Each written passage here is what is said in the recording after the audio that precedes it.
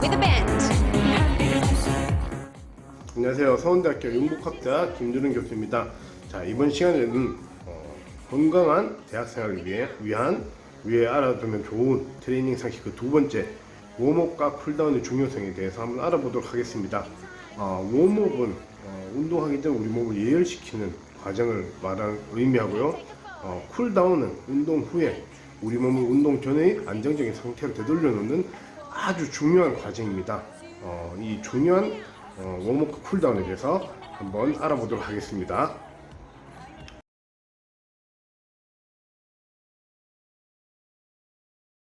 웜업이란 부하가 있는 각종 운동에 있어서 몸이 적응할 수 있도록 신체 컨디션을 높이는 것으로 웜업을 통해 부하가 있는 운동을 장애 없이 실시하고 그리고 운동 후의 피로를 낮출 수 있는 효과도 있습니다. 운동 종류에 따라 다르지만 보통 가벼운 운동으로 근육이나 힘줄에 유연성을 더해주고 심폐활동을 촉진을 시켜줍니다. 그리고 약간 땀이 날 정도로 하는 것이 적당하며 추울 때는 더 많은 시간을 웜업에 투자해야 합니다. 웜업은 자동차 예열하는 과정과 비슷한데요. 한겨울에 차 시동을 걸자마자 고속주행을 하거나 고속주행을 하다가 갑자기 급브레이크를 밟는 등 이러한 습관은 자동차의 수명을 단축시킵니다. 웜업 또한 마찬가지입니다. 본 운동을 들어가기 전에 우리 몸을 준비를 시켜놔야 부상 예방에도 도움이 되고 운동의 효과도 극대화할 수 있는 좋은 습관입니다. 자, 웜업의 목적은 RM, 관절의 가동 범위, 그리고 DOMS, 지연성 근육통을 예방하고 혈액순환을 촉진하며 심폐활동 향상을 도모하고 있습니다. 또한 부상 방지와 운동 수행 능력 발휘를 위해 웜업을 실시하며 심박수, 체온을 올려 운동을 하지 않을 때보다 높은 에너지 요구량을 줄 수 있는 그런 상태로 만들어주는 것을 의미합니다. 운동 전 준비 운동 형태로 수행하는 스트레칭과 웜업은 엘리트 선수들뿐만 아니라 일반인들에게도 널리 행해지고 있습니다. 특히 이제 스포츠 선진국에서는 이미 오래전부터 스트레칭이 대부분의 운동선수나 스포츠를 행하는 사람들이 준비 운동이나 정리 운동의 수단과 그리고 일반인들의 건강체조 등 이러한 것들로 널리 보급되어 행해져 왔으며 스포츠 의학이나 재활의학에서도 광범위하게 사용되어지고 있습니다. 1990년도 후반까지만 해도 이러한 스트레칭은 부상 위험을 감소시키고 운동 후 근육 손상 감소 및 경기 수행력을 개선시킨다고 보고되었지만 2000년 초반의 연구에서부터 상반된 결과가 나타나기 시작했습니다. 그 상반된 결과란 정적 스트레칭이 근 통증을 감소시키지 못하고 스프린트 선수들이나 순발력 종목의 선수들에게는 경기력에 부정적인 영향을 미친다는 연구 사례가 보고되기 시작했습니다. 한 연구에 의하면 골프 선수가 정적 스트레칭을 적용한 후 티샷을 쳤을 때 스윙 속도와 그리고 타점에 대한 정확도가 현저히 떨어진다는 연구도 보고되었습니다. 이는 단발적인 수동적 스트레칭이 최대 근력을 감소시키고 등장성, 등속성, 등척성 근력에도 부정적인 영향을 미치는 것으로 알려져 있습니다. 정적 스트레칭처럼 정지된 상태로 느리게 지속적으로 수행하는 스트레칭은 본 운동, 메인 운동을 하기 전에 운동 수행 능력을 30%까지 감소시킬 수도 있고 그리고 신경 활성도를 20%까지도 감소시킨다고 연구 결과들에서 보고되었습니다. 이러한 감소된 수행 능력은 최대 2시간까지 지속된다고 합니다. 본 운동에 있어서 자신의 최대 기량을 발휘해야 한다면 이러한 정적 스트레칭보다는 동적 스트레칭으로 웜업을 해주시는 게 좋습니다. 이러한 연구들의 대부분이 지속적인 트레이닝에 노출된 운동선수들을 대상으로 한 실험이 주가 되었습니다. 이런 운동선수들은 개개인의 종목 그리고 유전성 훈련량 등에 따라 차이가 있겠지만 이런 트레이닝에 장시간 노출된 선수들을 대상으로 한 실험이 과연 일반인들한테도 적용이 될까 하는 오류점들을 가지고 있습니다. 웜업은 크게 두 가지 종류로 나뉘는데 패시브 웜업과 액티브 웜업입니다. 패시브 웜업은 말 그대로 이제 수동적인 웜업 방식인데 옷을 두껍게 입는다든가 아니면 더운 환경에서 운동하는 방법을 말합니다. 액티브 웜업은 말 그대로 능동적인 방식 웜업입니다. 이 액티브 웜업은 또 두 가지로 나뉘는데 제네럴 웜업과 스페시픽 웜업입니다.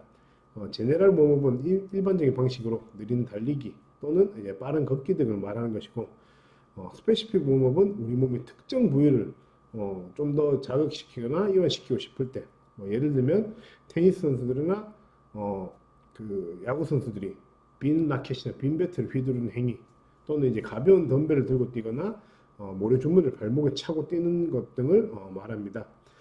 하지만 가장 이상적인 방식은 두 가지 방법을 적절히 잘 조화시키는 것입니다. 자신의 체력에 맞게 적절한 운동량과 강도를 설정하는 것이 아주 중요합니다. 웜업이 심박수와 체온을 서서히 올리는 행위라면, 쿨다운은 올라갔던 심박수와 체온을 운동 전의 상태로 되돌리는 과정을 말합니다.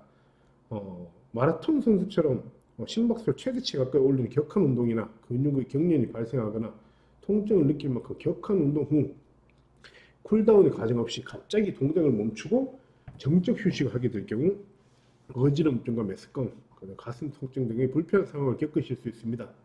이러한 증상 예방을 위해 쿨다운이 필요한데, 운동을 하고 나면 신체가 운동 전 안정적인 상태로 돌아가기 위한, 즉 항온 상태를 유지하기 위해 심장은 더욱더 많은 혈액을 온몸으로 보냅니다.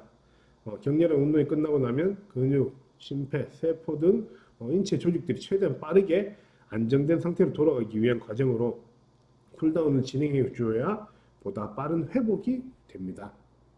네, 쿨다운 하면 떠오르는 것이 바로 크라이오 테라피, 냉동요법이 있는데요. 세계적인 선수들이 이러한 치료를 냉동요법을 받는 것이 이제 방송에 자주 노출이 돼서 화제가 된 적이 있습니다. 크라이오 테라피는 본래 통증 관리 요법으로 1978년 일본의 토시로 야마구치가 류마티스 관절염 환자들의 아픔을 냉기로 완화해줬던 것이 그 시조로 알려져 있습니다.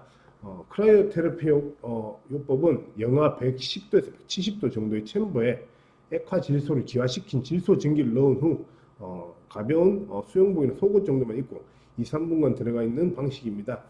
크라이오 테라피는 관절염 통증 완화, 피로 회복 등의 목적으로 활용되다가 2000년대 들어서면서 운동선수들의 근육통 치료요법으로 확대가 됐습니다. 이게 극저온의 상태에서 열량을 소모할 수 있다고 이제 다이어트 방식으로 사용되고 있으나 그 효과에 대해서는 아직 입증할 만한 연구 자료가 부족한 실정입니다.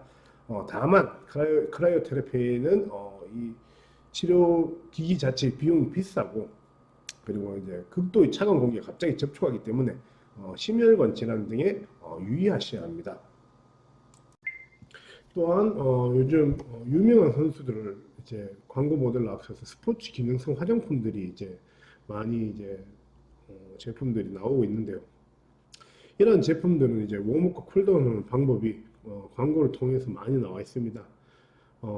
실제로 웜업과 쿨다운의 효과를 극대화하기 위해서는 이제 체내 심부 온도, 심장이나 근육, 장기 및 조직들의 온도에 대한 조절이 관건인데, 이러한 스포츠 기능성 화장품 광고들에 의하면 이러한 제품들 효과가 웜업 시 신체 온도를 상승하고 쿨다운 시 열의 제거에 대한 언급은 되어 있으나, 그것이 과연 심부 온도의 조절에 대한 건지 언급은 구체적으로 나타나 있지 않습니다.